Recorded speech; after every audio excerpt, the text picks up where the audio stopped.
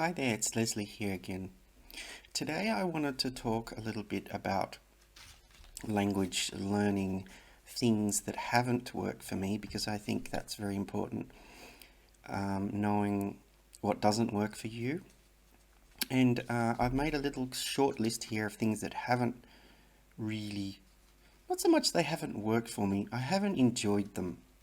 So the first one, first before I explain that, I will say a little bit about myself. And I tend to be a bit like one of these nerdy mavens, they're called, and I search for many different things. And I take a long time searching for, maybe not the best of something, but just like I like to see the whole variety of things on offer from different shops or wherever. And so I have done that with YouTube and some podcasts. And so I found lots of material out there. And one of the most common podcasts is 101pod.com, I think, or 101pod, whatever the language is. I didn't get very far with 101pod Russian. And for me, it was very, I felt a little bit commercial. It's done by Innovative Language Learning or something group.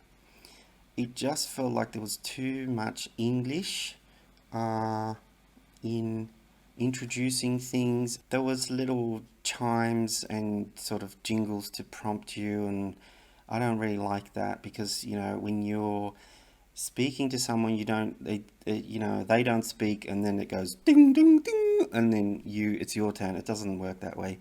So I didn't like that, and I didn't like it just felt very information poor, not information rich. The density of information to get a few things out of that call. It just felt too much conversation about the culture or whatever it might be, and not enough actual Russian or whatever other language learning.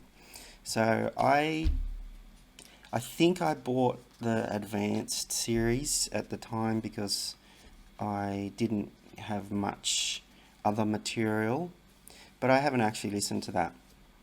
So 101 Pod, I'm not gonna go with them anymore. I really don't enjoy it. So the other one's Michel Thomas. Michel Thomas, I tried also in Russian because 2 years ago, I had to listen to it because I was finding it hard to get many different sources of material. So I thought, well, Michel Thomas. And I started with I finished the course, although it feels very awkward. It's painful to listen to Michel Thomas because, first of all, the one thing I don't like about it is it's not a native speaker. So I'm not a native speaker of Russian, so don't come to me to learn Russian. I'm not a native speaker of Italian or Japanese or anything, so don't come to me to learn these things, I mean, I may do a video about a few words here and there, but this is not going to be a channel about learning languages from me. So with Michel Thomas, they get you to learn, 10 or 20 words. It's actually a recorded interview type of thing, two pupils in a classroom setting, and the whole thing's recorded. And it feels very awkward. So anyway, they get you to learn, I don't know, might be 20 to 50 words, and then you've got to construct sentences with those words. Although they haven't even really got the pronunciation right, and they're literally jumping into the deep end, trying to get people to talk from day one, and for me it doesn't feel natural. So I didn't enjoy it. I wouldn't recommend Michel Thomas in any language. So, what else about Michel Thomas? I found the Russian author of Michel Thomas a little bit narky, not narky, a little bit bad-tempered or something. Yeah, so with Mitchell Thomas, your vocabulary is not very big. It might only be, I can't remember because it was 2 years ago, it might be 100 words. So if it sort of gives you a false sense of security because, she's sort of saying at the end of the course, you could speak Russian. But the thing is, your comprehension is going to be practically zero. So if you actually go now thinking you can speak Russian at the end of a 8-hour course, and then turn on the television, for example, you'll be in for a bit of a shock because you won't be able to understand hardly any of it. So I think, for me, a big part of my language learning involves listening because there's really no point being able to speak if you can't understand the answer. So that's the situation with Mitchell Thomas. I dare someone to do a Michel Thomas course and, be plonked down into a Russian town and try and speak Russian. It's just... I don't know. Anyway, so I didn't like it, okay? And also, like I said, I try and find native speakers. So, okay. The other one I haven't actually tried, but I've heard about is Rosetta Stone. I've heard that it's very computer-based and long and tedious course.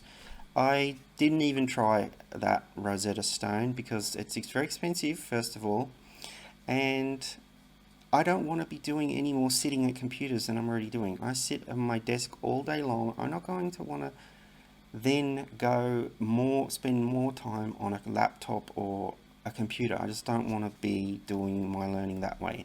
A lot of my initial learning was with a book, sitting on a couch, and then in the car listening to audio, and then later on watching television. So Rosetta Stone, I've heard also that it's very hard to finish that course. So what I like to try and do is break my learning up and watch at least a YouTube video a day on something, and it usually ends up being 5. And it gives you a little boost when you finish watching a YouTube video and you keep finishing watching the YouTube videos, or you say you've read a book and it's a very thin book and you've done it. It gives you a little mental boost that you have succeeded in that little learning task.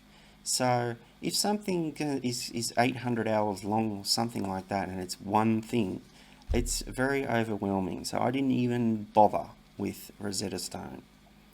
Pimsleur, I did get the Pimsleur course, but again, I don't like the way they teach the Pimsleur course because it says it's beginner.